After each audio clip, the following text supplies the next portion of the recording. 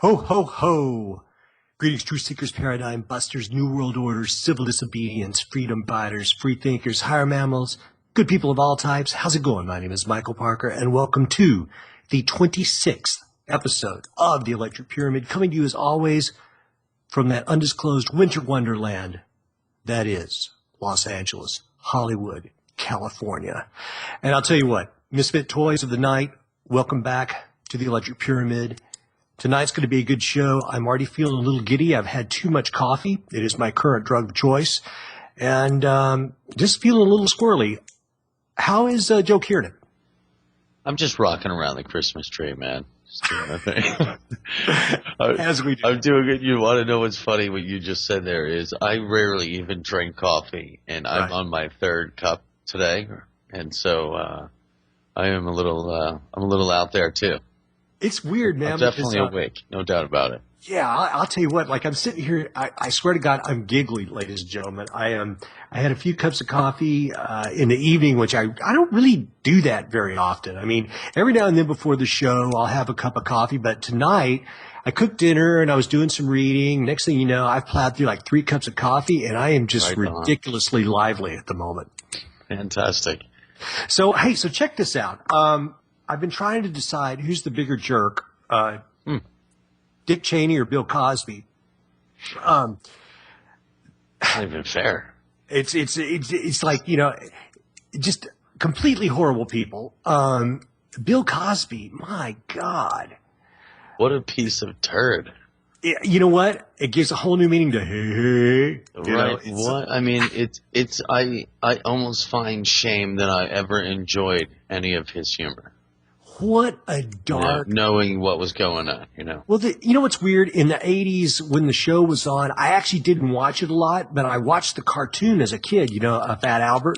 Man, I loved that show, and I'm a child of the 70s. Oh, of course. So and so much has spawned from it. Yes, that's true. And but like today, another woman came out, Beverly Johnson, I believe is her name. She's a former supermodel, I think. You know, he tried to drug her as well, and I guess she busted him, and he put her in a taxi and sent her home. And it's just unbelievable. I mean, yeah. I don't see why his wife is hanging around. I would just take the guy for all his money and cut out and say, you know what, you're on your own. Right. I mean, she can't, you know, these accusations can't be anything new to her. No, absolutely not. And you know, I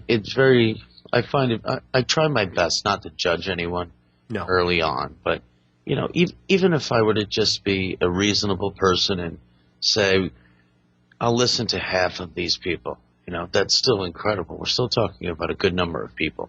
I think you're about 24 in. Right. And unfortunately and I don't mean this with any disrespect either, but those are the people who've had the courage to speak up, apparently. That's right. You know, and there's a lot of others who maybe don't want to. Maybe their life's in a position where they feel they have too much in jeopardy to even mention something like that. Joe, and it's a shame. You bring up a good point. There could actually be hundreds. Sure. I mean, how old is this guy? He's in his 70s. He's been famous since the mid to late 60s. Yeah. So he's been in a place of power and influence for a long time. You know, and he's also been on a very high board of structure at Temple University for decades. That's right. Which was very crucial for student placement. And I know at least one of these people was a protege of his, was a young lady at the time. So who knows how many of those were taken advantage of. It's any position of power, as you know, and it's just one of those situations, what it appears to be, and who knows how long it was going on for. And it's a shame. It's absolutely horrible. Can't believe it. Can't believe it's going on that long. It's unbelievable. And you know, here's the deal. I mean, Hollywood, come on. When you're a big star, right? If you can't work it better than having to drug women, I mean, come on. I mean, maybe that's part of the rush for you is like, I don't know. It's just, I guess, man, that's just weird. It's if correct me if I'm wrong, and please do if I'm wrong. Was he drugging them so they were going to sleep or just not recollecting? Well, I think both. Yeah. Because, you know, I mean, obviously both are strange, you know, but very strange. if you're drugging someone that you want them to be, sleeping or dead-like, that's even that's a little more peculiar. Yeah, it's all really Right. dark and heavy. It's just messed up, man. And It's unbelievable. It's like, man, if that's, here you are, you're really rich. He wasn't a bad looking guy. He had the golden ticket to Hollywood for that he could dangle, and still he didn't feel like he had game without drugging women. It's just shocking. It's unbelievable, and I don't know what can be done at this point. But it's super creepy. But let me also get right quickly just to Dick Cheney. I've got to say something about this guy, because last week we talked about 9/11 for a moment, and I'm sorry, Dick Cheney, one of the most ghoulish creatures to ever walk the face of the earth. And, he was saying that this CIA report that came out this week, is just, full of errors, and they were doing what they should have been doing. Listen, this guy needs to shut up, walk away, and leave us alone. This is a man who once shot a man in the face during a recreational weekend. This guy. that's embarrassing. He does not know when to just walk away. And he infuriates me. And the Iraq and Afghanistan wars, history will judge them so harshly. And listen, I'm an independent. I'm not really a guy. I'm not really a Republican or a Democrat. I voted for people on both sides, but I will say right now, I definitely voted against Bush. I walked in the streets of LA against those wars, and Dick Cheney and Wolfowitz and the rest of them are nothing more than war criminals to me. And that is the only way that I will ever view them. And, Cheney, when he gets up there and starts talking about shoulda, woulda, coulda, and the CIA was just doing what they were supposed to do, and that this is full of errors, I don't know. He makes me sick. I wish he would go away. But on to a little better news, because I just had to get that off my chest. I think it was all fantastic. On to better news, and this is where it gets really strange. Oil, $61.47 today, West Texas crude. Going into winter, 2014. This is remarkable.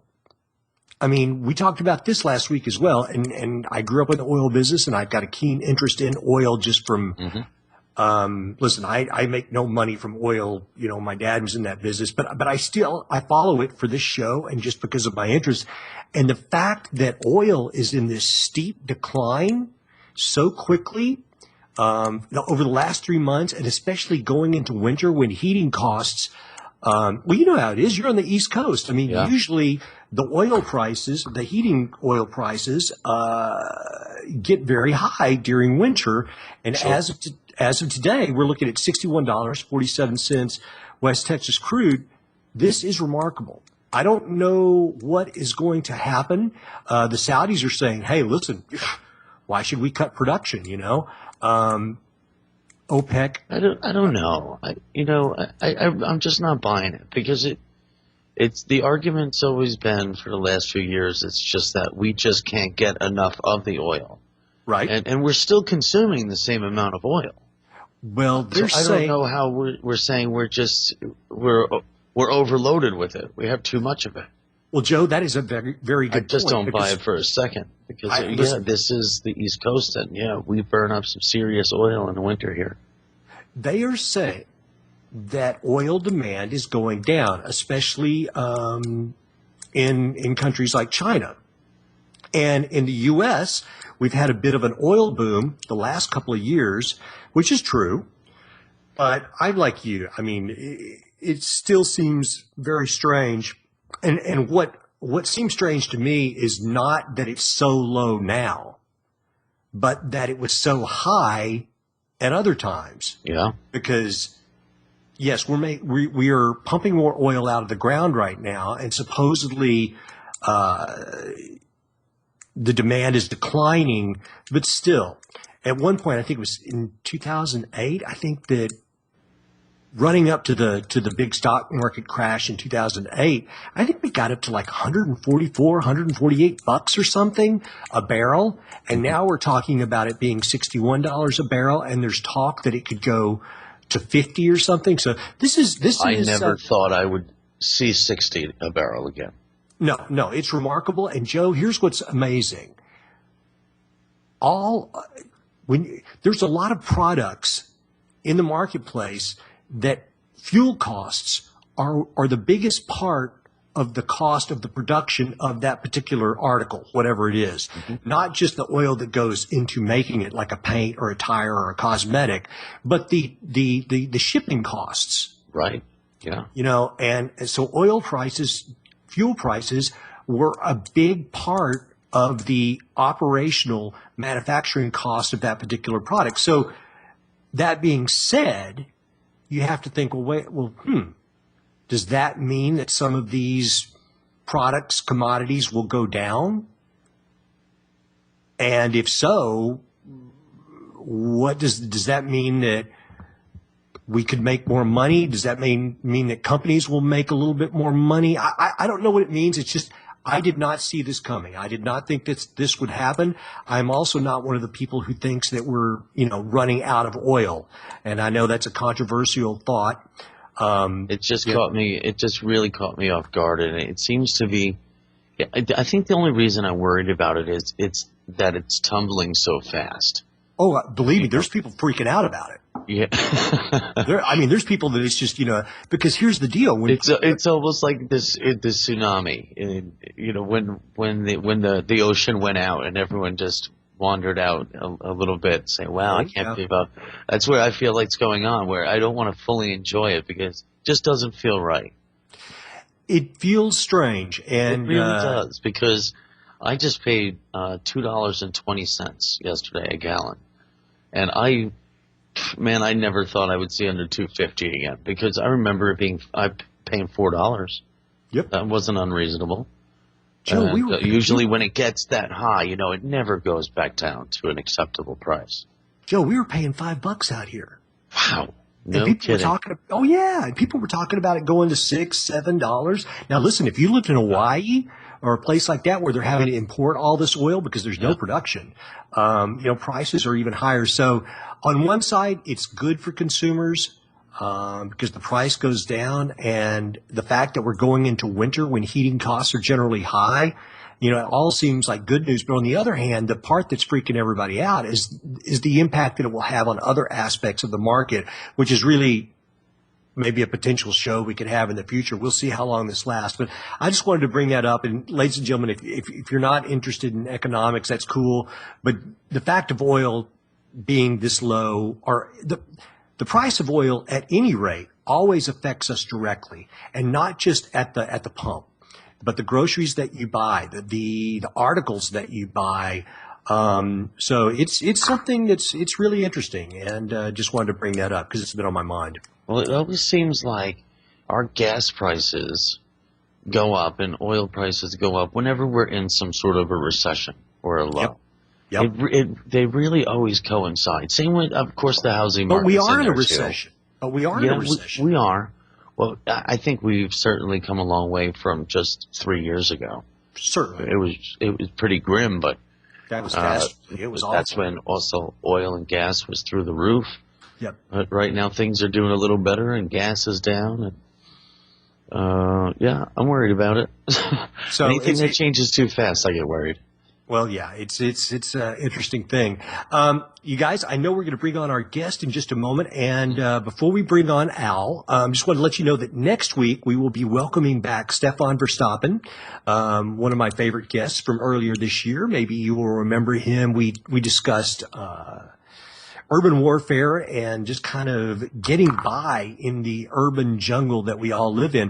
And this week when he comes on, we're going to be discussing historical cycles and his research that basically tell us kind of what you might expect. We seem to be destined to do the same things over and over again. And so he's going to be on next week. I'm really looking forward to. It was a fantastic program when he was first on. And he's a deep cat, man. I mean, he's this guy studied martial arts. He's lived and traveled throughout Asia quite a bit. He's an artist. He's a musician, a philosopher. He's just a well-spoken, super cool guy. So that's going to be a great show next week. Tonight we're going to talk about something that's of a great deal of interest to me, which is this anomalous, strange history of North America. And I'm sure that many of you watch Ancient Aliens. And probably some of you are watching the new show, The Search for Lost Giants. Maybe you've seen Unearthed, which was Scott Wolf's show. There is this whole field of kind of unorthodox archaeology that is outside of what mainstream historians would have us think. And tonight we're going to speak with a gentleman, Alfred Santariga, and he lives on the East Coast and is the head of the Bronxville Paranormal Society. And what we're going to be talking to Alfred about is these stone chambers that are on the East Coast. And I believe that there are actually hundreds of these. And without further ado, I believe that Alfred is with us. Good evening, Alfred. How you doing, Michael? How are you? I'm doing all right. Thanks for coming on. You're welcome. Hello, Al. Thank you for having me. Hey, Joe, what's happening, buddy? Much, man. How are you, good friend? Good, thank you. Alfred, I was doing a little bit of research earlier today, and I was on the Bronxville Paranormal Society page on Facebook as well. Before we get into talking about the stone chambers, tell us a little about yourself and how you got into the research that you do and about the Bronxville Paranormal Society. Okay, well, I belong to a UFO group down in Yonkers. It's called the UFO Roundtable, and the organizer of the group, Paul Greco, has been to the chambers many a times, and he's told me about these chambers. So I started investigating them, doing a little research on them and checking out videos and stuff like that. And I put a group of people together who I believe that are good, good investigators, and we decided to, start investigating these things. Mm-hmm. And do you live in Putnam County? Which part of New York are you in? I'm actually in Dutchess County. Okay. And how close is that to Putnam? About a half hour away. Okay. So how many of these chambers have you visited? I've been to 6 chambers myself. And were they all kind of in the same general area? All the ones that I visited were in Putnam County, yes. Okay. And that was this year, right? That was this year. Well, tell me a little bit. I mean, you knew some people through your UFO organization that had been there, but is this... Because the more I read about this, the more I'm perplexed. It seems like there's a lot of these things throughout several states. What do the local people have to say about these structures? Well, the local people that I've met in my investigations all believe that they're root cellars.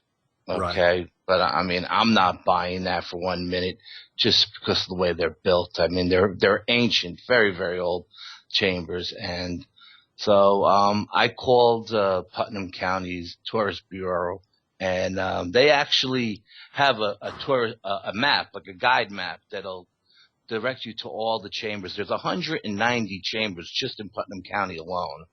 Wow. Yeah, it's amazing. I thought there was like 10, I had no idea. But, it's just amazing stuff. I mean, to be there and to see these things for yourself and the way they're built and the energy you feel in them, it's just mind-blowing. It really is. That's about the only way I could explain it.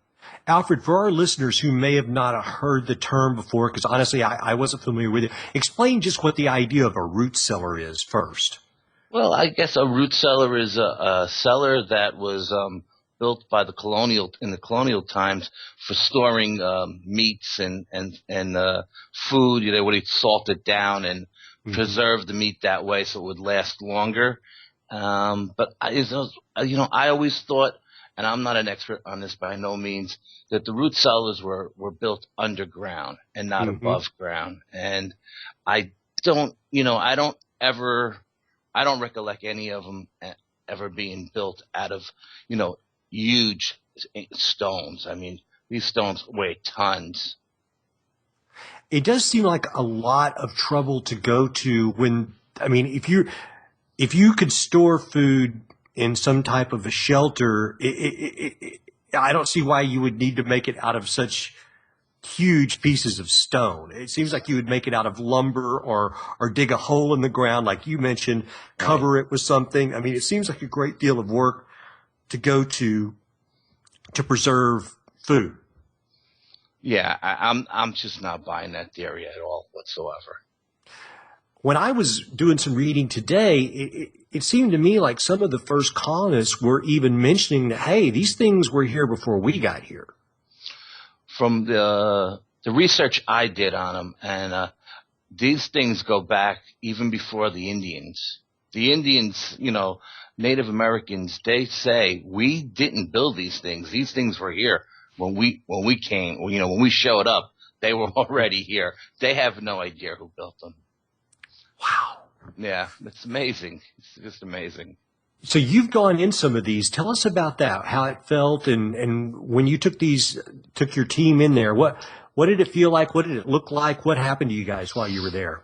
Well, on the first time I went out just scouting location, and I went out, you know, to plot a map on which ones we were going to hit first, and so on and so forth. And when I went into the first one, and there was, I mean, you could feel the energy, and it's amazing because they're built everywhere. They're built right on the side of main roads. They're built in the middle of the woods, in the middle of, you could drive right by these in the summertime and not see them. And they're huge, and you would drive right by them. You couldn't see them. But the one experience I had on the very first time I went out was up on Ninum Mountain, and that's in Kent, New York.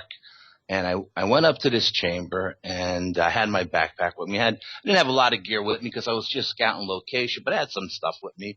And I decided to do an investigation in this particular chamber, which was deep in the woods. And so I'm taking photographs of it with my digital camera and so on and so forth. And I decided to do like a compass test because they have a lot of electromagnetic energy. And so I'm outside. I'm walking towards the door. Most of the doors of these things looks like a standard doorway. You know, they're 6 feet high by 2.5 feet wide. Mm-hmm. And I'm walking up to the door, and I'm putting the compass down in front of the door. And as I'm going to put this compass down, I get hit with this gush of wind, cold wind that comes out of the chamber. And I'm thinking, man, that's pretty strange, considering this is, you know, enclosed stone. Yeah. Where's this wind coming from? And at that point, there's like a bush to the right of this chamber that just starts shaking violently. Okay. And so I go over to the bush to investigate, thinking it's like an animal, and there's nothing there. So I'm thinking, wow, pretty strange. So I do the compass test, and outside the compass is pointing, you know, due north, and in the door jamb it turns and it's pointing northwest, and inside the chamber it's pointing west as north. It's wow. You know, so it's totally, the magnetic energy in there totally out of whack. Mm-hmm. So I'm taking photographs with my digital camera, trying to get some orbs or anything, you know, just trying to create something. And I started doing an EVP, and I'm doing an EVP, and all of a sudden I get this cold rush of air comes back in. And I mean, so cold you could see your breath in front of your face. So the first time it came out of the structure, and this time it's coming into the structure? Yeah, it came back in. Wow. And I'm being drawn towards the back of the chamber. And these things are not small by any stretch of the imagination. These things are pretty big. And so I'm walking towards the back of the chamber, and I'm doing an EVP, and I feel a small, soft, warm hand touch my arm, and on my right arm. And I say, okay, what's going on here? And I'm thinking to myself, okay, I'll be cool.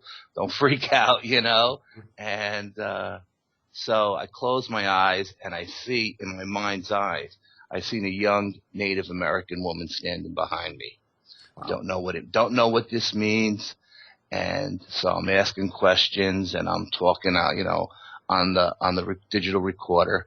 So and I'm being drawn to the back of this chamber, and I can hear like this whooshing sound coming through the rocks. But I'm thinking, there's a lot of water running out in the woods, and it's probably just an underground stream. I don't want to jump to any conclusions. So I go outside and I start looking through the digital camera to see if I caught anything. I didn't catch anything. And I'm going through the EVPs on the digital recorder. And at one point where I'm asking questions, you don't hear me talking anymore. But I got these taps, like 17 little taps on the digital voice recorder. And it's like right when I asked how many chambers are in this area or this location, I got 17 taps. I don't know what it meant. I didn't know if there's 17 chambers in that area. Mm-hmm. I honestly don't know. And, and I left and I said, wow, it's pretty wild for the first time out, I can't imagine what's going to happen when we really come here with all the equipment and really give it the once over. Let's back up a little bit. At one point, though, you said you felt a hand on your shoulder and you saw a young Native American woman. Yeah, it was actually on my forearm, on my right arm. Yeah, I felt a small, warm hand, and in my mind's eye, I seen a young Native American woman. Yeah. Wow. Okay. Yeah, it was pretty powerful. I mean, you could feel the energy in the chambers. You could actually feel the energy in these woods. I mean, this is, it's these woods, man. There's definitely energy in these woods. Are these structures? Do people talk about them being built on ley lines? Yes, they are built on ley lines. Yes. Okay. Yeah. Makes sense. I mean, there's a lot of the woods that these things are built in, or at least the woods that I were in, are all part of this Fawnstock mountain. It's part of this reserve. It's a national park and New York State Park, and the woods are just humongous. And these chambers, there are a lot of these chambers in these particular woods. Well, one of the things I was reading that was peculiar is that, when people were making the argument that it was a root cellar and that people were storing, fruits and vegetables in there and what have you, from what I understand, and I've not been to your part of New York, so correct me if I'm wrong, but that's not really a highly productive agricultural area. It's like really rocky terrain, and it would have been hard to grow a lot of produce there. Yeah, no, it's you can't grow anything on these mountains. It's like being out in the Rocky Mountains. There's so much stone under the ground, and nothing will grow there. I mean, not as far as the Native Americans in that region didn't even build their homes from stone. No, none of them. Just they weren't stone workers at all. Yeah, the few of them used I forgot what they called those big oblong wooden like sheds. I forgot what they were called, and most of them used the teepees when they were migrate through from Canada. Were they longhouse builders? The longhouses, yes, yeah. The longhouses, Right. yeah. I think they were the Iroquois who used the longhouses. But I'm not sure about that. Yeah. Yeah, it's really peculiar because whoever did this, I mean, they worked really hard at it and they built a lot of them, and they built them in close proximation to each. I don't know.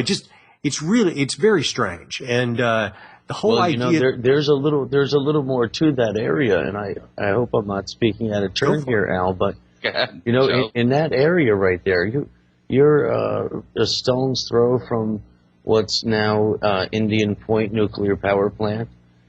Even closer than that is West Point Military Academy and the famous Hudson Valley UFO phenomenon, lights in Pine Bush. This is all in that area right there. Oh yeah, that's right in the middle of that area, dead center. Absolutely.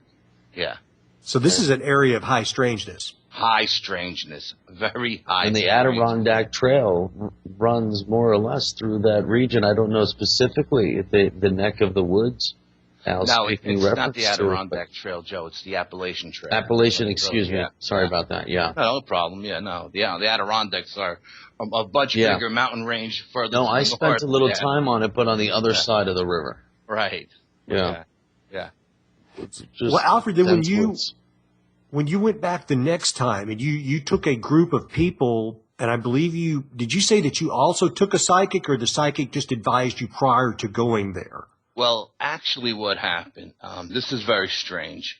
A couple of weeks after I was there, I had a dream that I was, hiking up to this chamber, the same one that I went to when I had my experience. And I was hiking with somebody, but I really couldn't tell who the person was. And Mm-hmm. as we're walking up through the trail, this person is telling me they've never had any, paranormal experiences or any, premonitions or any of this stuff. And we're just talking. I'm just like, oh, don't worry about it. It happens to everybody. It'll happen to you too at some point in life. Don't worry about it. And just as we're getting to this stone chamber, the person that I'm walking with stops me and says, Al, I can't go in. And I'm like, okay, why? And he's like, I got a bad vibe about this. I can't go in. So I was like, fine, don't go in. Then I wake up, I go to work the next morning, and I get to work like an hour early because I like to go down in a lunchroom and play my guitar a little bit and just hang out.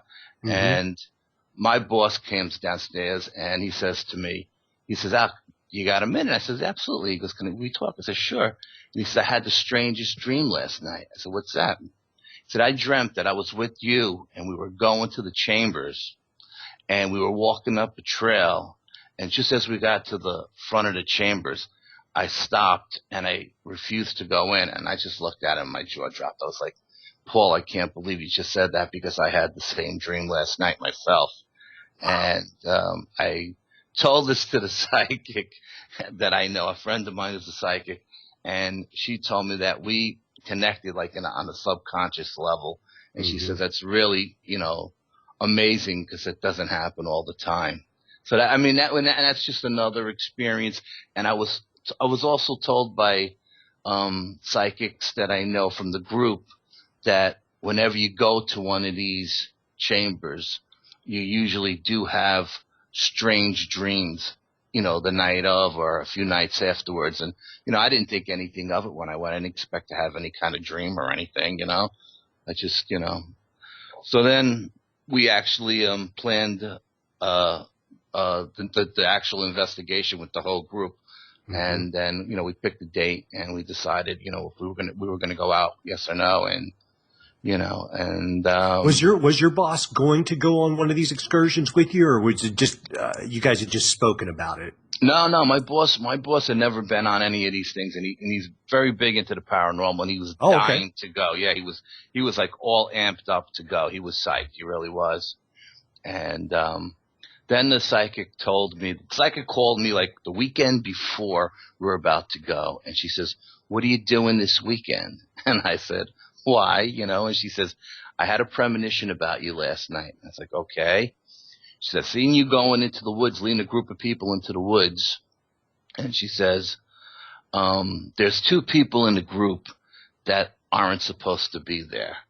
And I was like, "Okay, who are these two people?" And she says, "Well, one of them is really, really like big in stature, and the other one is like big in title." She goes, "You know what I'm talking about?" And I said, "Well, a friend of mine, we call him Big Jim because he's like 6'5". And my boss is the manager of my station, and they're both supposed to come with us." And she says, "Al, whatever you do, don't let these two guys come because they got fear at a subconscious level," she said. "And when you have that kind of fear, you can't control it." And she says, "When you guys go, you guys are going to experience stuff. And, different energies will experience different things," she said. "And if you bring these guys, there are things there in those chambers that aren't confined to the chambers." She said they're actually in the woods, and if you bring these two guys there, something dark may attach itself to them, and I recommend you don't bring them. So then, of course, I spoke to my boss, and he was still on the fence because he really wanted to go, and I told Big Jim, and Big Jim had told me, He said, you know, Al, I'm gonna be brutally honest with you. I had a bad feeling about this thing right from the start, and you know, I'm gonna heed the psychic's warning, and I'm just gonna stay home. And I said, absolutely, brother, that's cool with me, you know. And I told the psychic, I said, listen, we're not going into this haphazardly. You know, I'm gonna sage us down before we go. We're gonna say a white prayer. I got holy water. I got holy oil. You know, I'm not going in unprotected. And she said, you know, that's fine for you and the rest of the group, but these two guys just can't go. And It's not so, enough. no, she said, it's just because of the fear in their subconscious level. She said, you know, everybody else has conquered their fear of what they may find. She goes, these two guys are just too afraid subconsciously, and something will definitely attach itself to them. So, you know, they didn't come. And then we went out with the main group. We all met and we went out one weekend. All right. Well, tell me about that. Tell me what happened when you got there. Okay. Well, there was about 10 of us, and we all rendezvoused at a certain location. We went to the first chamber, and we went in there and we did, you know, I brought all kinds of stuff. I brought like a thermometer to see what the temperature was in the chambers. I brought flashlight to see if we can get any kind of energy to turn the flashlight on. I brought the EVP digital recorder, the digital camera. And before we left, my brother had called me from Michigan. He's a parapsychologist, and he's been studying the paranormal for like 30 years. And he says to me, he says, do me a favor, bring your night vision goggles with you. And I laughed, and I was like, why am I going to bring my night vision goggles? We're going during the day, you know? And he's like, just bring the night vision goggles, because they're going to help. They're going to let you see in a different spectrum of light, and you never know what you're going to find. So I said, fine, I'll bring them too. So we brought them. We got to the first chamber, and we did all the tests. And, you know, same thing. Every single chamber did the same thing with the compass, as I explained in the first one. We didn't get in any of the chambers we went to. And we went to like 6 chambers. We didn't get anything in the photos. We didn't get anything in the EVPs. We didn't. What else do we? Oh, all the chambers, no matter where they were located, whether they were on the side of the road, sitting in the sun, or deep into the woods underneath the tree canopy, were all a perfect 60 degrees, which I thought was pretty 60 amazing. degrees? Yeah, 60 degrees. What time of year was this? Was in the second time we went was in June. Okay.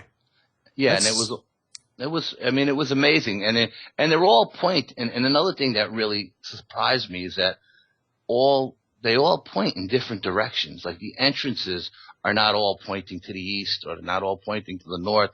Some are pointed east, some are pointed west, some are pointed north, some are pointed south. They're just, I don't understand why, you know, there's not a uniform way they built them, pointing them in one direction. Because you think about the summer solstice or the winter solstice, and but they're pointing all different directions. So anyway, go ahead. Go ahead. No, go ahead.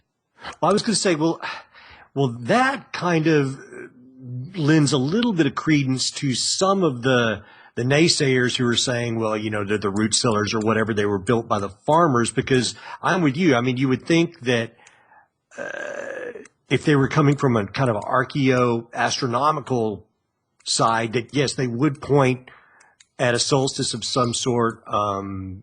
So it's interesting that they don't. I mean, well, I guess some of them do, but just not all of them. Yeah. Right. Yeah.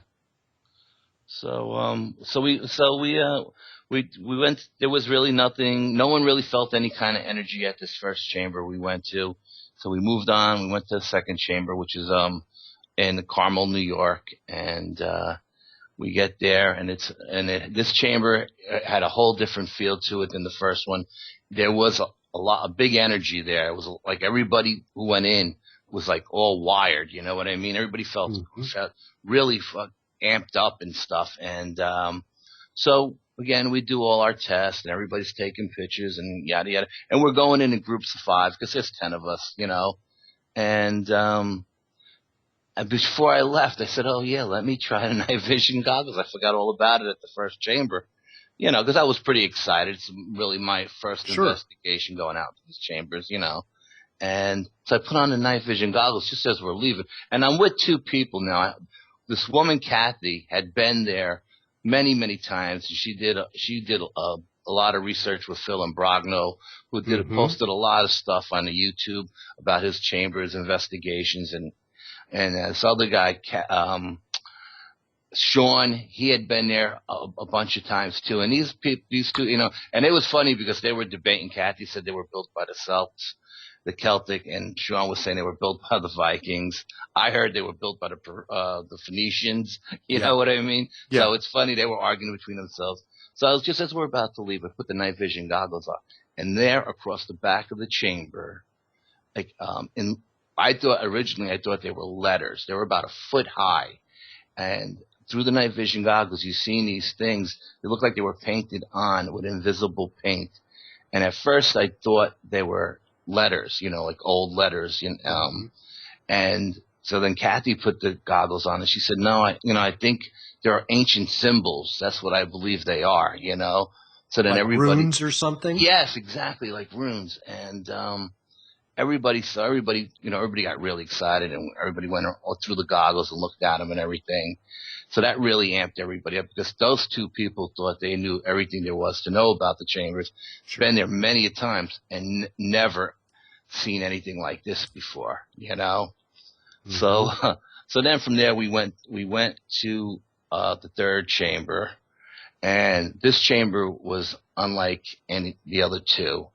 As a matter of fact, let me just give you a little backstory about this chamber. This particular chamber, Phil and Brogno wrote in his book, I think it was Night Siege. I'm almost positive it was, about this particular chamber, that when he went there and he did his investigation there, that this chamber had a lot of bad energy in it, dark energy. And he went, and right across the street is like a little neighborhood. And he went and he interviewed the people in the neighborhood. And these are two of the stories that I had read about in my research. One night, this guy was walking his dog up and down the block. And, he had like a little lap dog, and he was walking it up and down the block, and he gets to the end of the block, and the chambers are directly across the street, 25 feet away. And he sees what it looks like, 3 hooded people go into the chamber. Wow. So he thinks his kid's going in there to face these chambers. So he goes across the street and he starts yelling into the chambers, "Get out of there," And when these hooded creatures, for lack of a better definition, came out, they had red eyes and they were floating. And they were floating towards him. Not good. Not good. He picked up his dog and ran back to the house. Yeah. And never went back.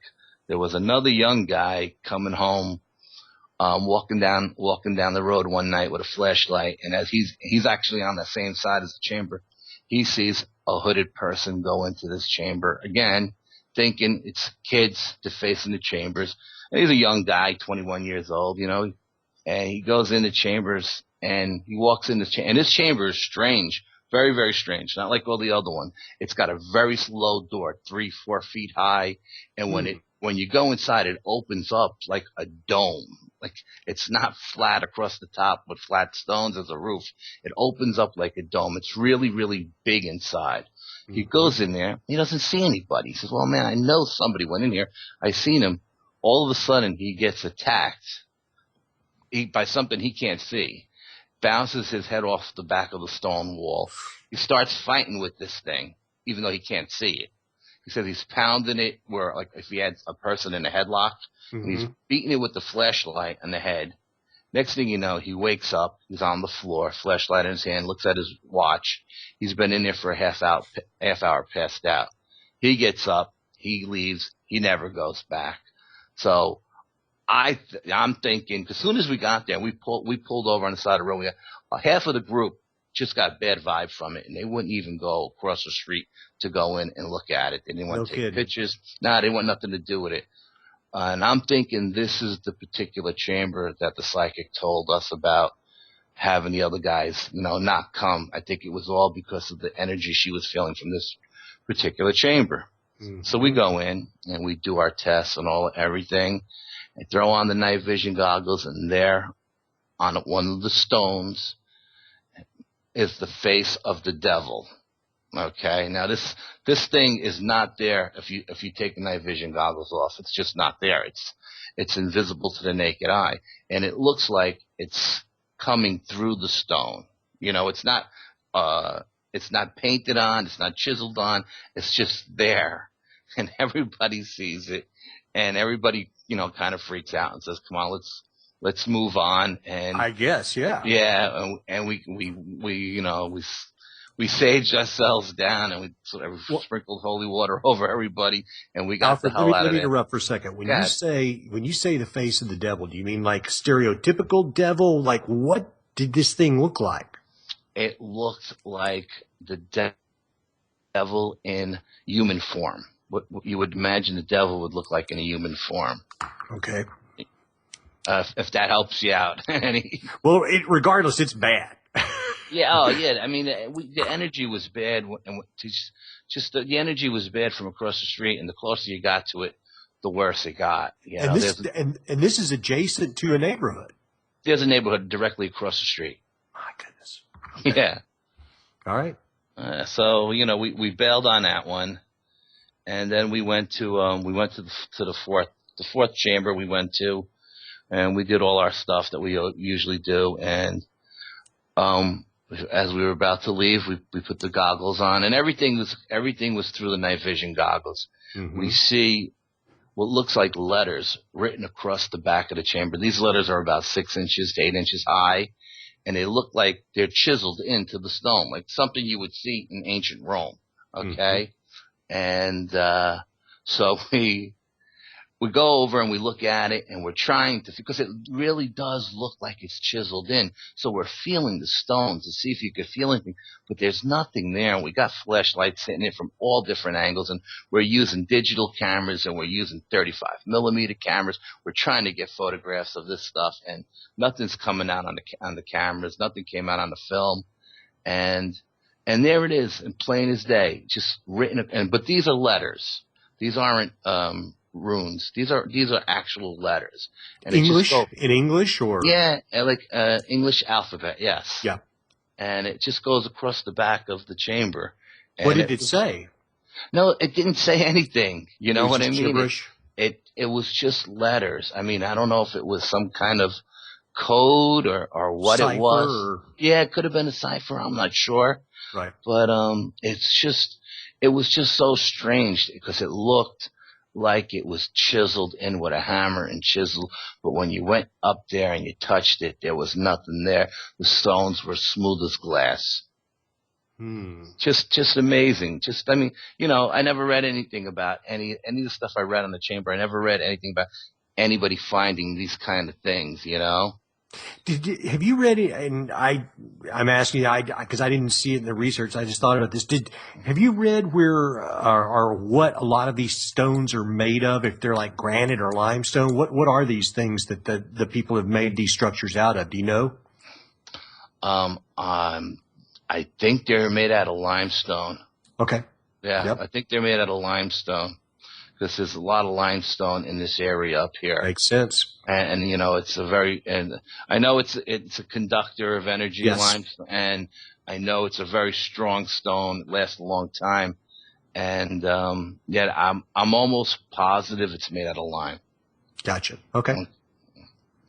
So then we headed off to the fifth chamber, and we get this is the chamber under the mountain where I had my experience, and we get there and we do all our stuff and we go through all our routines, and my cousin Val, who wasn't supposed to come with us that day, she just showed up with her husband out of the clear blue sky. And she comes, and she's in the chamber with the first group of 5, and she's telling everybody, "Don't you hear that guitar playing? I hear a guitar playing." And everybody's like, "No, nobody hears the guitar playing." So they said, "Al, go in. Your cousin hears the guitar playing." So I go in, and I'm listening with her, and I don't hear any guitar, you know. And she's like, "Yeah, it's like right here. You don't hear it." I'm like, "Nope." And then she says to me, "Wait, it just stopped." I'm like, "Okay." And she said, "Now it's a bass line, like a bass guitar." And I'm like, "Where's it coming from?" She said, "Like this stone right here." So I put my hand on the stone and see if I can feel the vibration. put my ear to it. I don't feel any vibration. I don't hear anything.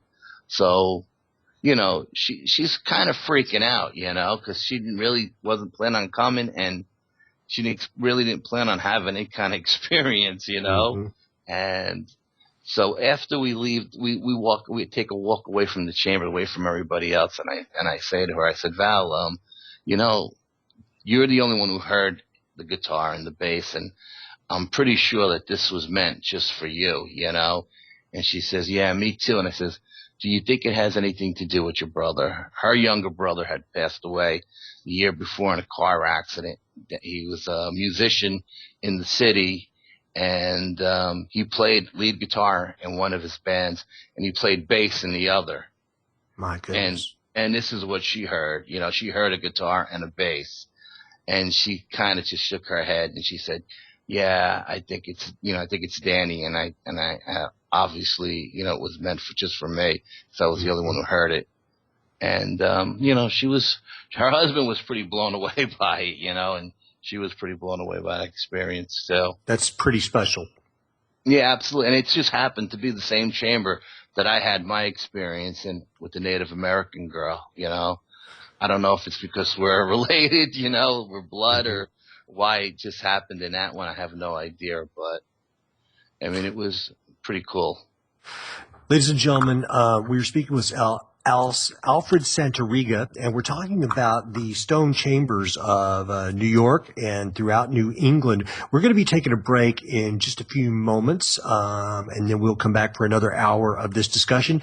And Alfred, in the second hour, we wanted to talk a little bit about some Bigfoot too. Okay, yeah, I know Joe had mentioned that to me. No problem. So we'll continue on with more information regarding the stone chambers, but we'll also get around to that. Joe, are we coming up on the break shortly? Yeah, we have about 2 to 3 minutes to go here. Oh, okay. Gosh, I jumped the gun a little bit. Well, maybe we've got one more chamber story we can throw in right quick. Okay, so after your cousin Val hears this, you guys have your discussion. Do you guys then step to the next chamber, or what happens next? We move on. We move on to chamber number 6. Okay. And a little backstory on chamber number 6. It's built into the side of a mountain, which is directly across the street from a lake or a reservoir or something like that. I'm not really sure what it was. And I'm almost positive it was the Carmel Reservoir, but I'm not really sure. And this woman, Kathy, is explaining to us that it's this mountain was mined in the 30s and 40s for iron ore, and it's hollow, and people see UFOs coming in and out of this mountain, and people see UFOs coming in and out of the reservoir, flying in and out of the reservoir. And then she goes on to tell us that one night she was there with Phil and Brogno, and they were just sitting there waiting to see if they see anything during the Hudson Valley stuff. See if they would see any kind of craft go in and out of the water. And she said, we seen 3 small hooded creatures go into the chamber, just walk into the chamber. And we thought they were walking into the woods because they didn't even see the chamber there at the time, because it was the summertime and it had a lot of overgrowth. So they go into the woods looking for these 3 little creatures. And she said, we end up in the chamber. We go in the chamber and there's nothing there. There's nobody there. But they didn't come out because we were right behind them. So, everybody's laughing. Yeah, aliens in the chambers and yada, yada, yada. And we're all having a good goof and a joke on Kathy. Yeah. And we do our investigation. And, man, we put the night vision goggles on, and there in stone is this bulbous.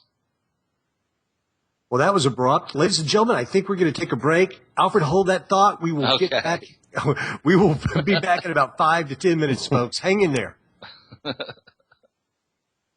Welcome back, my beloved Misfit Toys of the Night. I am your host, Michael Parker. This is the Electric Pyramid, and it is Friday, December the 12th on the East Coast. It is still December 11th here on the West Coast, and we are talking about stone chambers with Mr. Alfred Santariga. Alfred, right before that abrupt break, you were saying that with the goggles on, you mentioned bulbous head. So I'm going to let you take it from there.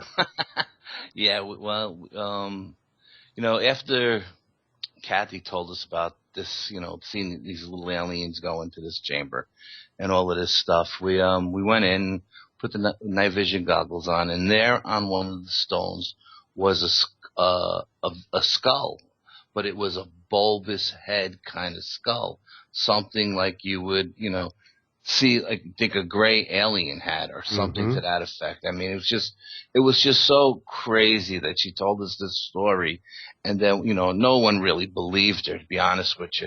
Sure. And we're all into the paranormal, but no one really believed her. And then you go there and you see this bulbous skull on the stone, this image, and it kind of really hit home for everybody. Like, well, Sure. Maybe there is some kind of doorway that leads into this mountain, and maybe this mountain is hollow, and maybe there is an alien base in there. Who the hell knows? No one really knows for sure. And it was pretty wild, man. It was pretty crazy stuff. Well, you guys, okay, so this was your sixth stone chamber of the day. Now, obviously, these must be relatively close to each other. We talked about there being a lot in that general area. About how far apart are each one of these, roughly? Maybe a mile. Oh, apart. Man. So they're super close. Yeah, they're not far at all, no. Now, are these all within the national park, or are they on public property? I mean, because you're able to walk up to them and go in them. They're on I guess it's on state land. It's not on anybody's property. No, I mean, okay. We didn't violate anybody's private property, anything like that. No. Sure. The locals, I mean, listen, I live in LA, man. We've got, unfortunately, graffiti everywhere. And listen, you can make the argument whether graffiti's art or whatever, but a lot of times it just looks awful. Do people deface the stone chambers? Yeah, a couple of them were defaced. Absolutely. Yeah, it was very sad. Very, very sad when you see something like that, man. I mean, everybody was pretty up in arms, and they were like, we should just come back here and clean this crap off, It was a little depressing when you see, because when you come upon these ancient sites, and you're just awed by them, and you feel the energy that they give off, and then you go in there and you see, graffiti. It's just really sucks, to be honest with you. I agree. Regardless of who made them, it's like it's just lame that people would do that. But you know what? For the people that don't know about this, Al, let's talk a bit about some of the ideas that have been floated about who built these, if they weren't, root cellars. Which I'm with you. I don't fully buy that. I think that some of the colonists and farmers may have built some of them after the fact, but certainly I think a lot of them were were there beforehand. So you had mentioned Celts, Norsemen, Phoenicians. Yes. And so let's talk about that a little bit, because I think a lot of people would say, well, wait a minute, hold on, guys. You're saying that prior to Columbus, prior to the Pilgrims and the early colonists, that there were European visitors, explorers, to the North American mainland. I would have to agree with that. Yeah, absolutely. I would agree with it too. And I would even go so far as to say, well, look, I mean, at this point, I think it's pretty much accepted that Leif Erikson and the Norsemen, I mean, we're coming to North America much farther up the coastlines, but still, I mean, is it that hard to believe that, I mean, that people listen, here, look at the Polynesians who somehow got from areas in Southeast Asia to Australia and to Hawaii and places like that, 30, 40,000 years ago in canoes. How the world did they do that?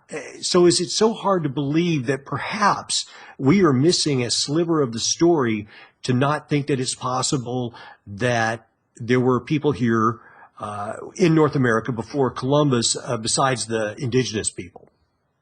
Not in my mind, not at all. I agree. Yeah. There's things like the Kensington runestone and stuff, and absolutely. So I don't know. It's interesting, and whoever built those, I mean, that's a lot of work. How heavy are those stones, do you think? The ones that there are some of the stones that go across the roofs that make up the roofs of the chambers that have to be at least 2-3 tons. I mean, these are big stones, and there was one chamber that we all, when we went to, I believe it was like chamber 3 or 4. There was one of them there that we all agreed on that may have been a root cellar, only because of the way it was built. The stones were much smaller, and it just looked like something that was built during the colonial times as a root cellar. Sure. It had a whole different feel to it, and it had a whole different energy to it. And the stones did not match the stones in the other ones. The other ones, the stones were much bigger, much heavier, much more ancient looking. You know, the other one, that one chamber really did feel like it was maybe colonial times. Yeah. And that was the one that had the letters going across the back that were like regular letters, but you couldn't see them without the night vision goggles. But to be honest with you, that one, everybody kind of all agreed on that this was probably a root cellar, you know? Well, it's interesting. You and I had spoken about Rosemary Ellen Guiley, and one time when I interviewed her years ago, she was talking about the idea that with paranormal energy, sometimes things would be imprinted onto the surroundings in a way that, and hopefully I can explain this right, it's not really that a spirit inhabits that area anymore. It's more just like that. There is residual energy that hangs around these places. And, you know, these structures have been there so long. It's not a surprise that you feel this intense energy. I mean, because people obviously have known about them and come and gone from them, for millennia. Absolutely, yeah. Well, Rosemary came to our group last year and did a talk. She's very good friends with our organizer. And she came and she actually showed us a video that she and her husband had shot at the King's Chamber. And they call it the King's Chamber because it's very, very big. It's a big, huge chamber, and it's got standing stones in front of it. And I haven't been there yet. I haven't made it to that one. And she showed us, and in the video, her husband had video of like shadow people following them around. And really? She actually said at one point she feared for her life, and her and her husband packed up and left because she said that these shadow figures were following her from one chamber to another, and you know, across the stones, across the trees, and just, you know, it's just scared the living hell out of her. That's not good. Yeah, no, I've never been back to these chambers at night. That's my next adventure, is to go back at night and see what we can find at night. But that's my next. That's on the to-do list. Well, so there's so many of these. I was reading today that in some cases, you know, there's people, they're like, well, just knock them down, you know, because we're going to develop this land. We got to put up some new houses or some condos or whatever. And it's a shame because even though they are of uncertain origin, it's like they're still historical monuments. They're still artifacts of our history. And it's a shame that people would not be more interested in them and want to keep them intact. Yeah, I know that they knocked down a bunch of them when they were building the park in Fonsstock Park. They actually knocked down 2 or 3 of them, you know, to make a parking lot or to recreation area or whatever they needed that area for. They didn't think twice about knocking it down, which is mind-boggling to me. Yeah, that's awful. Yeah. I was flipping through channels last night and looking at the DVR, and I feel remiss. I have not seen this show that's on the History Channel, and I'm not even sure if it's still running, because after I saw the ad, I was like, I'm going to see if I could find some episodes, and I couldn't. But this show, the Lost Giants, Search for the Lost. Yeah, yes, it's on History Channel. I haven't seen it yet. I would like to. But I believe they do an episode on some of these stone structures. Is that right? Yeah, they put a whole new twist on it, something that I never even considered before. What did they I've say? watched the show from day one. It's a very good show, and they think that these ancient chambers might be burial grounds for like burial tombs for these giants that walked the earth in North America at one time. It's just let me just say one thing about these chambers. I mean, I don't know if that's true or not, but it is a different take on the subject. But Sure. every chamber we went into, okay, and we had a really terrible winter in the Northeast last winter. Every Indeed. single chamber we went into, except for that one that we all felt was a root cellar, had no animals in it. There was no animals living in it. There was no animal feces. There was nothing. I mean, for some, you would think winter as bad as we had it, and it was like the worst in 10 years, that some animals would take refuge in these places. Good and point. Yet there are no animals living in any of those chambers. And I thought that was pretty strange.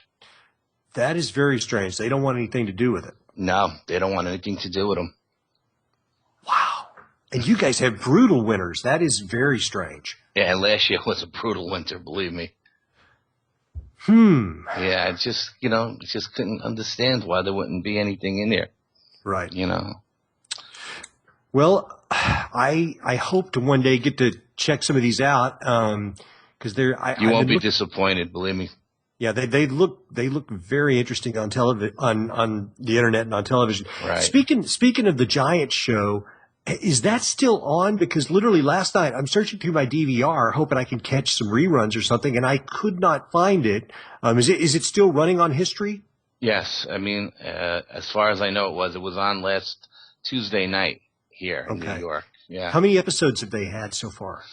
I would say maybe half dozen. Wow. Okay. Well, I've got to check that out because Joe and I talked about it when it initially was going to start airing, and then I kind of forgot about it. And you get busy and you don't see things on television. Then I was watching the Oak Island thing, and I saw a couple of ads for it, and I was like, wow, I really got to check that out. So it's a good show, huh? Absolutely, it's a great show. It really is. Great. Yeah. Well, hey, speaking of large simian creatures, you have an interest in Bigfoot. Absolutely. Tell me, man. Tell me what you know about Bigfoot. We, believe it or not, this is show 26 of the Electric Pyramid, and we have not spoken about Bigfoot at all on the show yet. So let's do that now. Okay. I did have one more story about the chambers, but we can. No. Let's do the chamber story. Okay. Well, after that night, after I came home that night, and I went to bed, I went to sleep. I slept with the window open. It was a nice summer night. Around 3:00 in the morning, I felt like a little tornado come through the window and push the blankets off my leg and wake me up. And I thought that was pretty strange, that the way the wind blew in, So I'm just sitting there looking at this blanket, like how the hell did it blow off my leg? And there was two bright flashes of light in the backyard, lit up the yard and the bedroom. And then right after those flashes, I got a feeling that there was something in the yard. Don't ask me what it was. I'm not really sure, but I just felt that there was something out there. And then I heard the strangest hoot that you ever heard in your life. I mean, it's no owl that I ever heard sound like that. So I'm listening to it, and it was pretty strange. Then it did it again, and the second time, it woke my wife up out of a dead sleep, and she was freaking out. She's like, close the window, lock the window. I don't know what the hell that is. Then the third time it did it, to me, it felt like it was like right on the other side of my bedroom wall in the yard. Mm-hmm. So I was like, at this point, I'm like, okay, I don't know what this is, but if it's up against the house, I got to go check it out. Mm-hmm. So I go to get out of bed, and as soon as my feet hit the floor, I get the feeling that this thing is gone now. It's not there anymore. But I'm already up. I go out the back door, I put the floodlights on in the yard, and I look around, and I don't see anything. And, the next morning I check for footprints in the yard. I saged the property down. I saged the house down. And I told the psychic about it. And she said,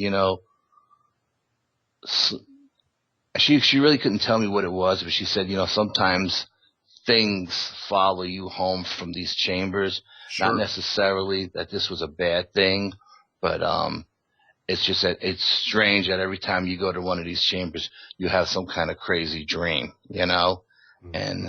and that just put an end to that, you know, to the whole chamber thing. I just thought that was really, really. I mean, I went online and I pulled up every kind of owl known to man just to hear what it hooted like, Yeah. and nothing sounded like what we heard that night. It was very, very strange, very strange. Well, you've done a lot of paranormal research. Have you heard about the connection of owls with alien abductions, and where some people have thought that ETs would sometimes appear as owls or other types of objects? It would be just kind of a mask that they would appear in. Have you ever heard that? Yes, I've heard that they show themselves as owls and as Yes. deers. Yeah. Yes. Yeah. Well, I'm not saying but that's what I was thinking when you were But describing it was that. crazy, yeah, because that was what I was thinking too. Because we went to that last chamber, and that Yeah. was the one with the alien stuff, and then, man, this crazy lightning in the sky, you know, and then this crazy hoot. It's just the whole room and the yard just had a really strange feel to it. Just very strange. And just as an aside, I can hear my friends who are skeptics saying, Parker, please, you're talking about owls at night, aliens, owls. Well, yeah, owls come out at night. It's like, I'm just laughing because I have friends who don't buy any of this. And listen, I get it, you know, I mean, but it's just, I can just hear my skeptic friends saying, okay, so now you're telling me that the aliens look like owls or something. No, I mean, I'm not saying they were aliens. I'm not saying it was Bigfoot. All I'm saying is that I felt something out in the yard, but I couldn't see it, and it hooted like an owl. That's all I'm saying. I feel you, brother. I'm laughing at me, not at you. So it's like, but yeah, that is an amazing story, and I certainly, if those stone structures, they were built by somebody. They've Absolutely. been there a long time. And listen, I'll even meet the skeptics halfway. I'll even say, listen, I would not doubt that some of these structures were built by American colonists and farmers later on to store some food, like the one that you saw where the stones seemed to be more manageable. But the fact remains that the early colonists said, and the Native Americans have also said, listen, these things were already here. And we hear that in Central America, in South America, in many places, the indigenous people say that these stone ruins, listen, we didn't build this. This stuff was here before us.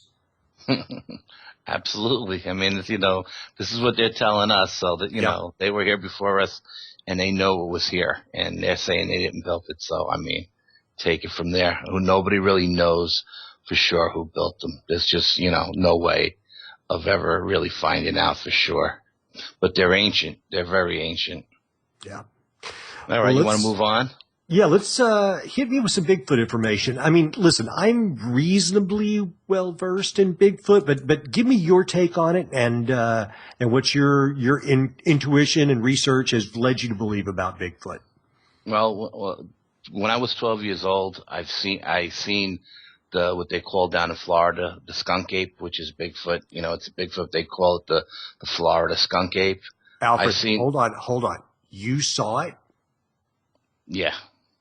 Fantastic. Okay. Tell me all about it. I need to know. Well, I mean, I really don't want to get into that story because it's a long story, but I mean, I was 12 years old visiting my sister down in Florida with my cousin, and we used to stay up real late at night and listening to like Don Kirshner's rock concert and stuff on TV. And every now and then we get a whiff of something really bad come through the yard. I mean, just horrible, horrible, bad smell. And then my sister told us, oh, it's the skunk ape. And we thought she was pulling our leg. Like, what's a skunk ape, you know? And we started talking to the other kids in the neighborhood that we were hanging out with. And they were like, yeah, it's no big deal. It comes around this time every year, you know, comes out of the swamp, yada, yada, yada.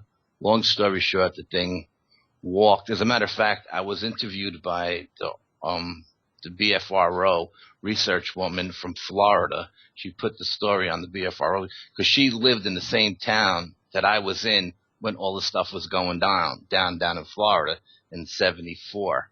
And anyway, long story short, we're sleeping by the picture window in the sitting room on a pull-out couch, and we see this huge shadow come by, and the thing turns, and it's like looking in the window, and my cousin Anthony and we just freak out. I jump off the bed, and I start crawling across the floor, and I peek out the window to see what the hell it is, and there's this 9-foot creature standing there, and it let out a blood-curdling scream. Like, it must have seen its reflection in the glass window, thinking it was another Sasquatch, and just gave it a scream, and then walked around the side of the property. And the side of my sister's house was all fenced in and everything with a 6-foot fence.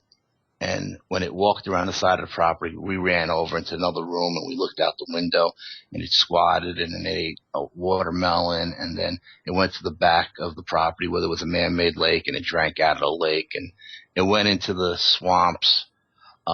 Next night, the following night, it attacked a horse in the corral, and snuck up on a wild horse in a corral. You know, imagine that 9-foot, 1,000-pound creature sneaking up on a wild horse. And when it grabbed the horse by its hind quarters with its hands, the horse kicked out, jumped the corral, and ran into the pasture.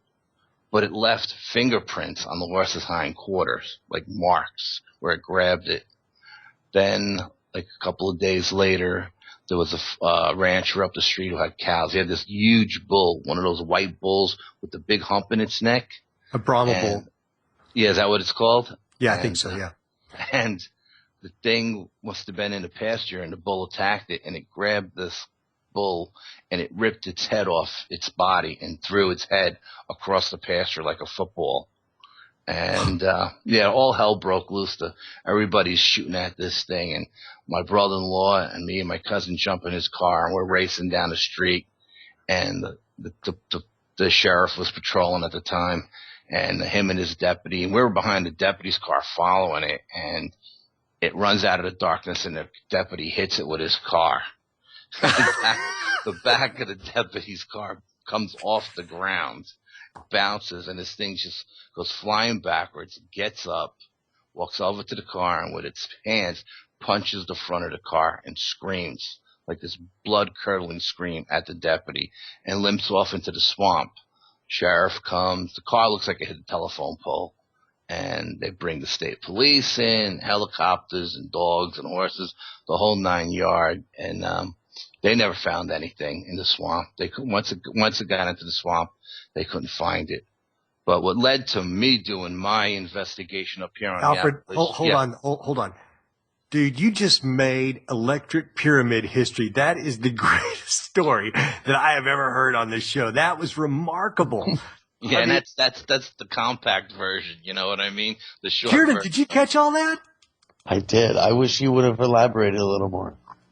That was amazing. I mean, okay, because listen, a Bigfoot story of that magnitude can never go on too long. That was fantastic. Yeah, but there's a lot of stuff that happened, and I just kind of cut it short because I know Joe wanted to get to the investigation I did on the Appalachian Trail, and we will. But I just got to ask a couple questions. Okay, absolutely. So this was in Florida, early to mid 70s.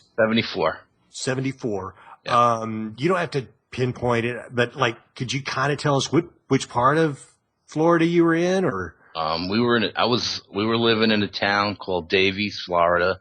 It was I think it was just west of Fort Lauderdale. Okay. And you said that the local kids said, "Oh yeah, that's just the skunk ape. It comes out around this time of year." What time of year was that? It was July. It was July. Yeah, it was and really hot. Was there an idea why it just came out in the summers? Well, when I didn't know. No one really knew why. They just thought it came out of the swamp in the summers. Mm-hmm. But when I was talking to the woman from the BFRO who lived in the next town over, mm-hmm. she told me that summer there was a lot of sightings, and her uncle was a cop, and mm-hmm. he seen one and all this stuff. But there was a lot of It was a very hot summer. It was a drought, and there was a lot of fires in the Everglades that summer.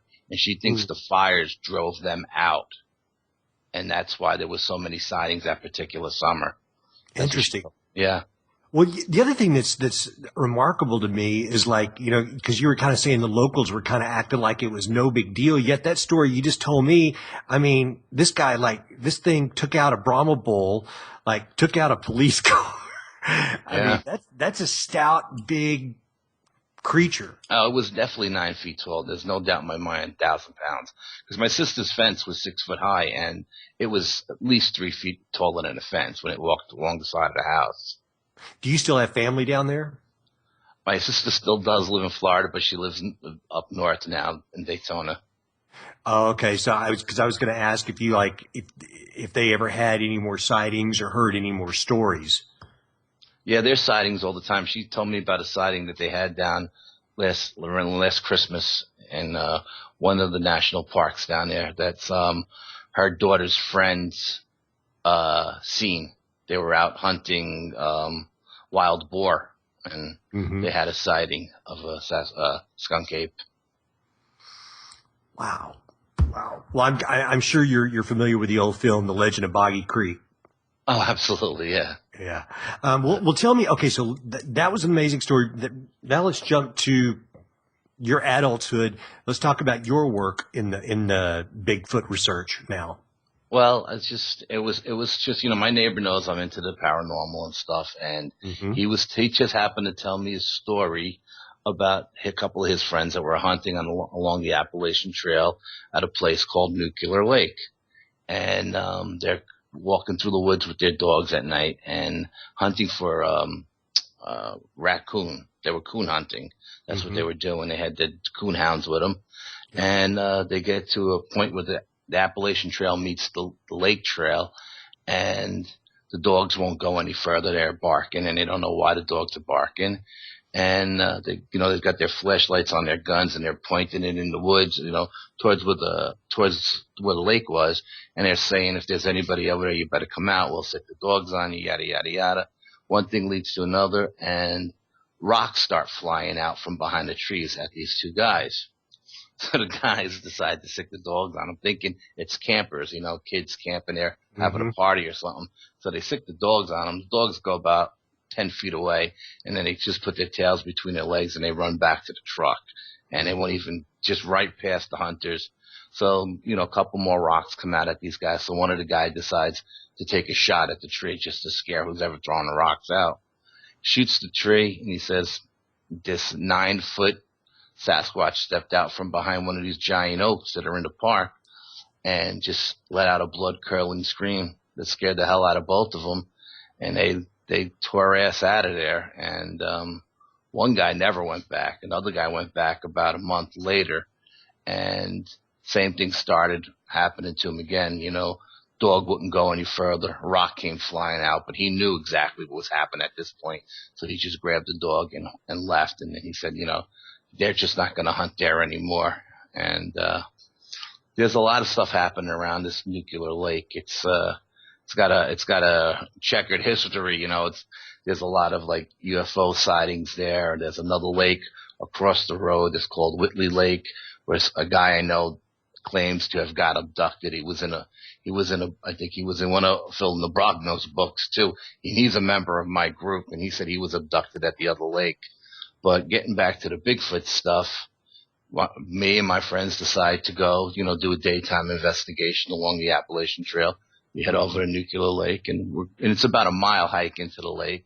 And we get just about to the lake, and first thing we come across is a deer carcass, like a 150-pound deer, up Hmm. in a tree, like 75 feet up in a tree.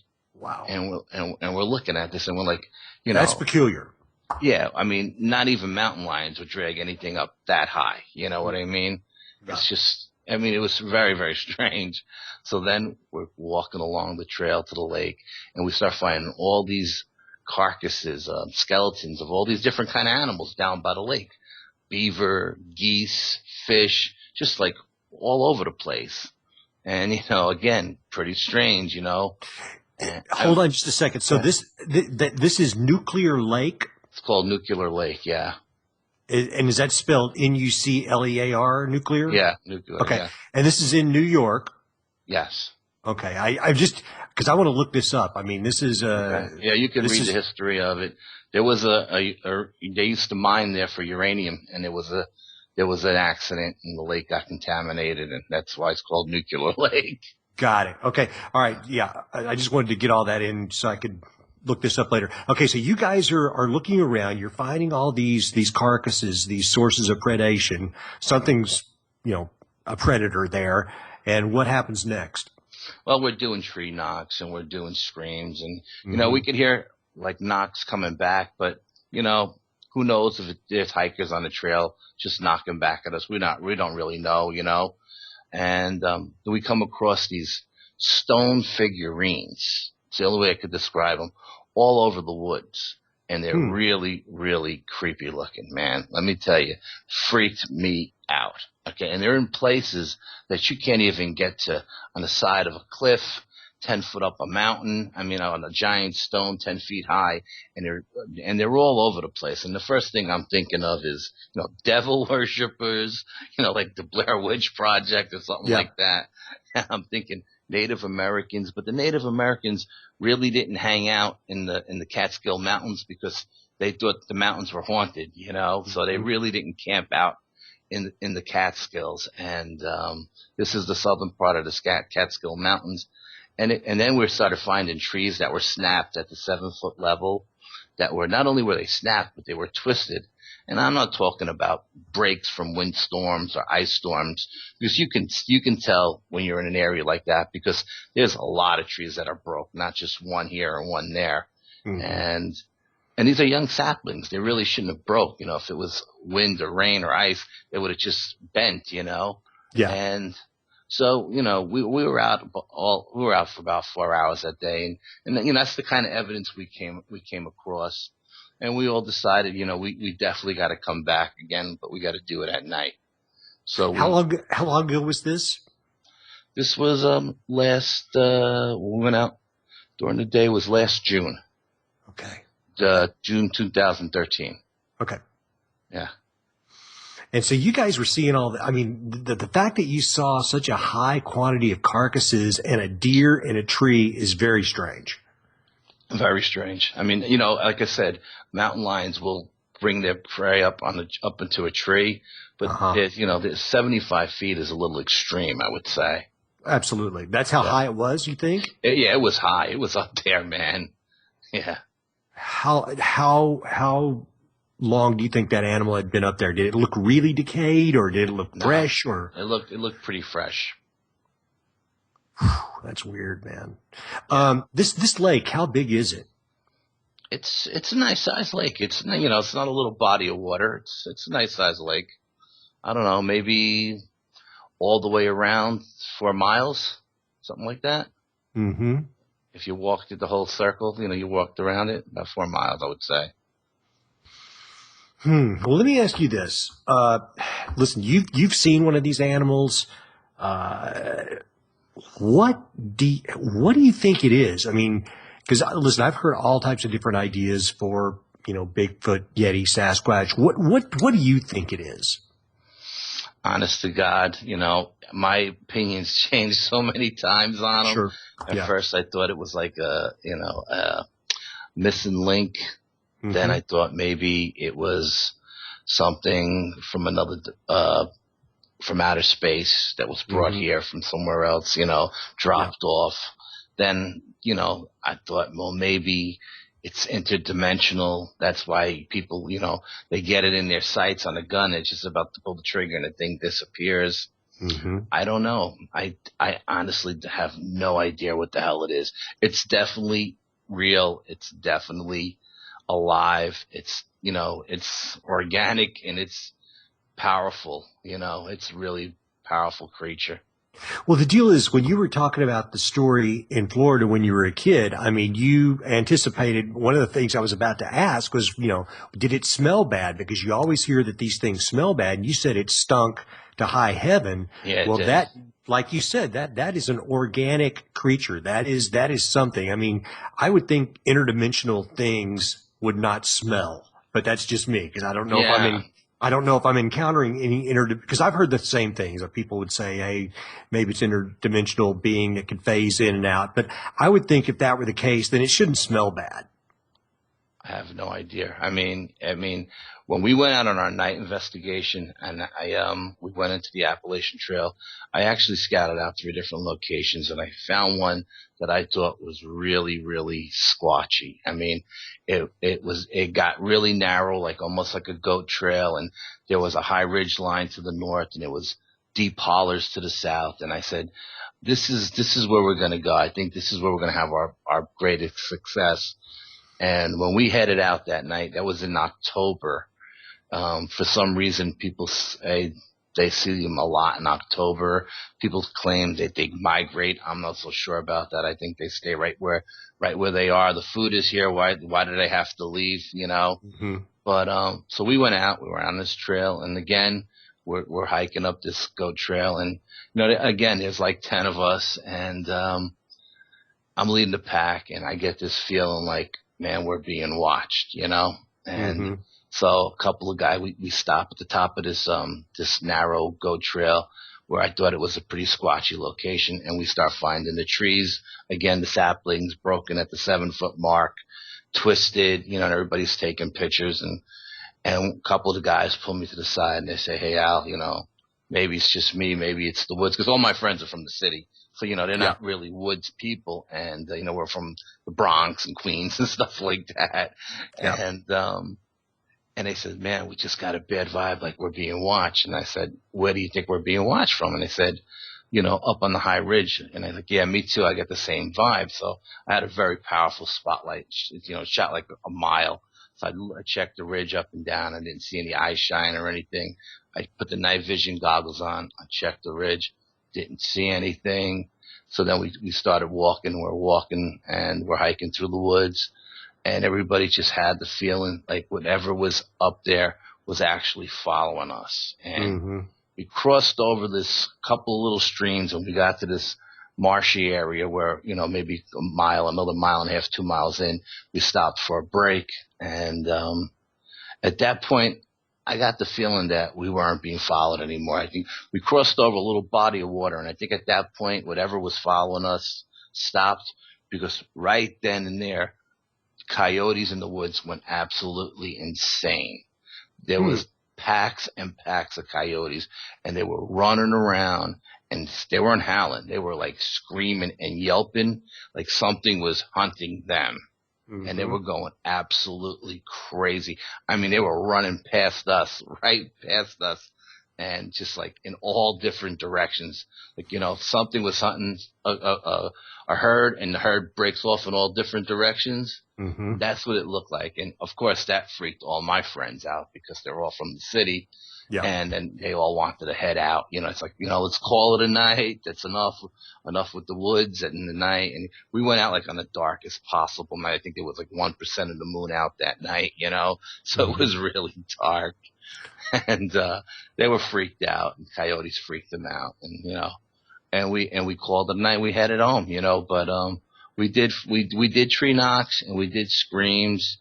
And, again, we didn't hear any screams back, any vocalizations, but we did hear tree knocks. And this time I kind of felt that, whatever was doing these tree knocks, it wasn't hikers hiking down the Appalachian Trail, because it's like, 1:00 in the morning, and we're in the middle of this, the Catskill Mountains on the Appalachian Trail. There's really nobody else out there but us, And, it was pretty interesting, it was a fun night.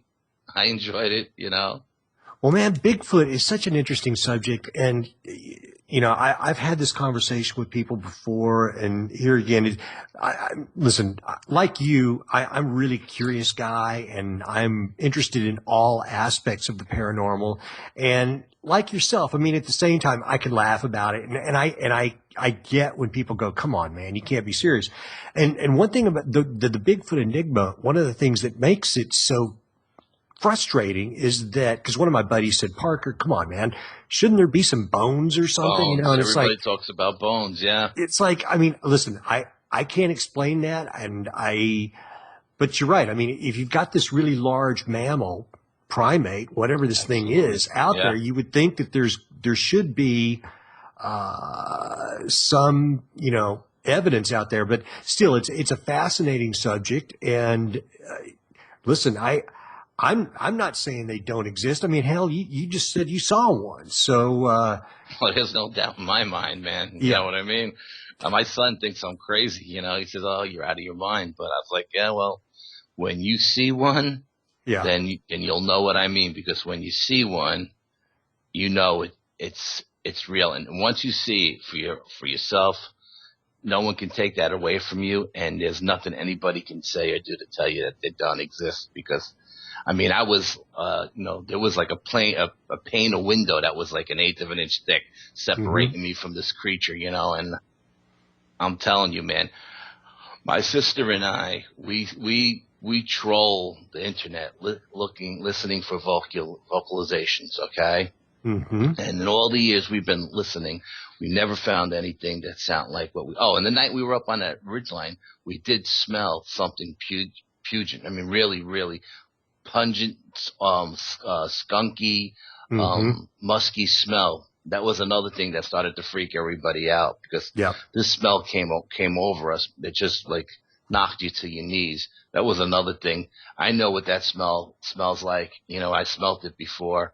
So to me, it just kind of proves that there was definitely something shadowing us that night. Out of curiosity, what is there anything similar you could compare that smell to? Because I'm just curious. It's like,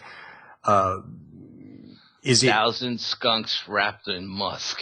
So what I mean? So it is that type of a skunk smell. It's that sickly, it's bad, man. Thick. It's bad. Interesting. Yeah. Huh. It's bad. Yeah, and that's another thing that's enigmatic about these animals, because you think about a bear or something like that. Listen, I've never encountered a bear in the wild, but apparently bears don't smell. So there's large animals that exist that that don't smell. So why does this creature smell so bad? It's an odd thing. Another weird component. I mean, I'm not a hunter. I've never hunted bear or anything like that. Right. I don't know if they smell, but I would assume if you're out in the wilderness and you're sleeping on the leaves and in the rain and all, dogs get that wet smell that, that really stinks. Why wouldn't another animal that's out in the forest get that same kind of smell, I listen, I agree with you, but what I'm saying is, like, this smell apparently is so strong, because other large animals, and with the dog, I mean, I've got a dog, you can definitely smell him, once he gets, within your immediate radius. But this animal, and I agree with you. I mean, it only makes sense that they would stink so much, but it's just such a strange situation that the smell is apparently so intense. But maybe that is a product of their physiology. Listen, we just know so little about them. And you mentioned earlier, I mean, they seem to disappear and reappear. So God knows what they are. Yeah. I mean, only God knows, because there's nobody out there. I mean, when I laugh when I hear people say, "Oh, I'm an expert in the paranormal." Right. Man, nobody is an expert in the paranormal. You know Amen, what I mean? Brother. Amen. Yeah. I mean, you may know more than other people, but by all means, you're no expert, And you know what? And I would say that's almost with anything, because the wise man knows that he doesn't know everything. And absolutely. It's the fool that claims to know everything. But hey, we've only got a few minutes left. So tell me a little bit about the Bronxville Paranormal Society and what's up next for Al Santariga.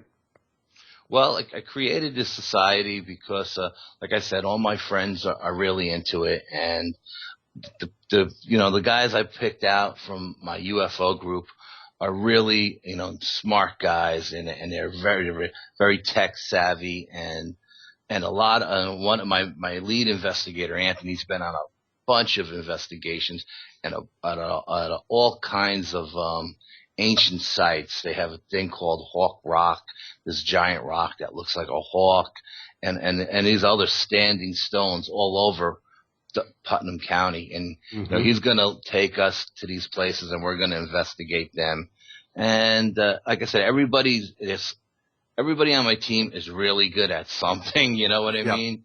So I tried to pick the best people I can for my team, and we're going out. I think everybody really wants to go out and do the stone chambers again. And, maybe bring a little bit more equipment, a little bit more high tech stuff with us this time that we didn't have the last time. We just finished, a ghost investigation across the river in Pine Bush. Joe's familiar with Pine Bush. It's a lot of, again, it's a big thing with UFOs and ley lines and stuff like that. Yeah. We just finished an investigation there for a friend of ours, and, we were doing a ghost investigation. Plus, he had a cabin in the woods, and there was a lot of things that he's seen over the years in the woods, like light anomalies, and again, there's Bigfoot sightings over in that area, and of course, we were going to do a sky watch and try to.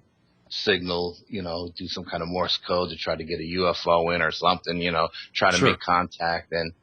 But unfortunately it rained the night we went out, so we were only able to do the ghost investigation. Understood. And so we put everything else on the back burner. So that's another thing on our to-do list, to get back over to Pine Bush and finish that investigation up. And again, get back to the chambers, but I really like to do them at night this time. And well, I tell you what, when you do that, make sure you let us know, because after that happens, I'd like to have you back on the show, and we can talk about what your experiences were. Because if you go in there at night, man, I've got to hear about that. Yeah, okay. As a matter of fact, when we did our Sasquatch investigation in the Appalachian Trail, Joe was supposed to come with us and stream it live on his site, but he couldn't make it up that weekend. I wasn't even in the state. That would have been fantastic.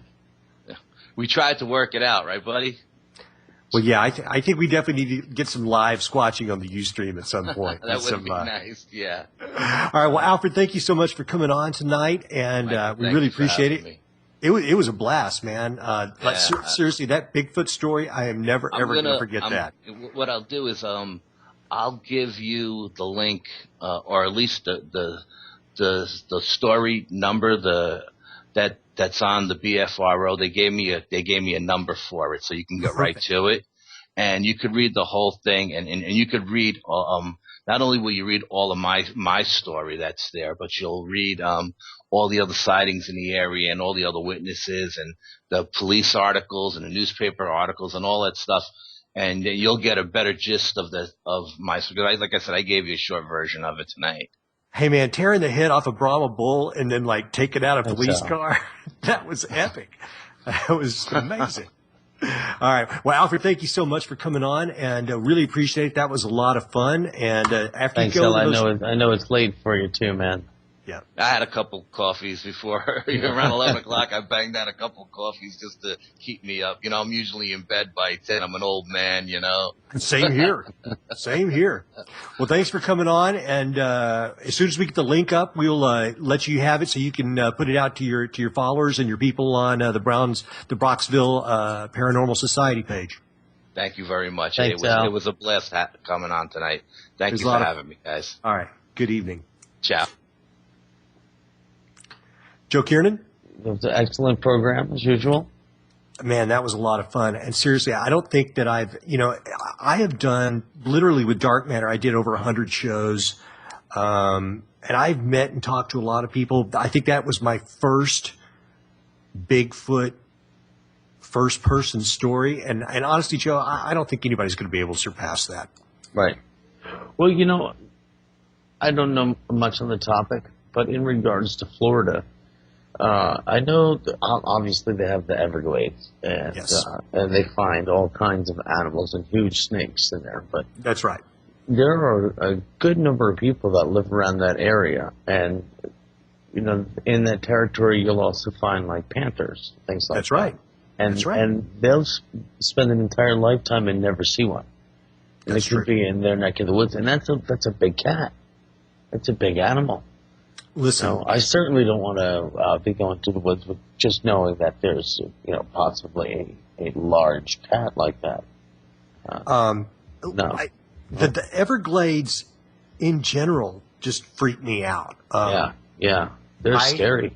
They're totally scary. Yeah, and man. Here's the deal: if I were a Bigfoot, I think I'd move. I mean, it's like I don't know. There's a lot of predators there. There's a lot of predators there, and Yeah. where does a Bigfoot lie down in the swamp? Right. I mean, even if you're 9 foot, but it is remarkable. And, I mean, the Everglades, it really is, it's vast, and it's not really all entirely swamp. That's true. But a lot of it is jungle-like. You can have a feeling that you're in like a rainforest. And, and I could see it very possible. There's a lot of that area that's still very, very just completely wilderness per se. Yeah. Where those panthers are, man, you will not catch me walking through those woods.